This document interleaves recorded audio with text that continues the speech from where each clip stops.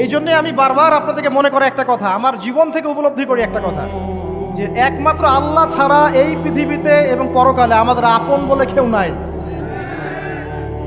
বাকি সবাই সবার স্বার্থের জন্য আছে।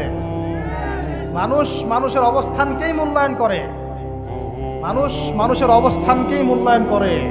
আল্লাহ রাব্বুল আলামিন আপনার ভিতরটাকে ভালোবাসেন। দেখেন, আপনি যখন নামাজ পড়েন নাই, আল্লাহ পাক কিন্তু আপনাকে ধ্বংস করে দেন নাই। আল্লাহ পরম করুণাময় আপনাকে হেদায়েত দিয়ে নামাজি বানিয়ে দিয়েছেন। জীবনে অনেক পাপ করেছেন, ইনস্ট্যান্ট আল্লাহ পাক শাস্তি দিতে পারতেন, আল্লাহ পাক দেন নাই। আল্লাহ আপনাকে ভালোবাসেন, আল্লাহ আমাকে ভালোবাসেন। আল্লাহ পাকের এই ভালোবাসার ঋণটা শোধ করার জন্য হলেও নামাজি হয়ে যান, আল্লাহর পথে ফিরে আসেন, দিনের জন্য কিছু করেন, দিনের ফিকির করেন, পড়াশোনা করেন।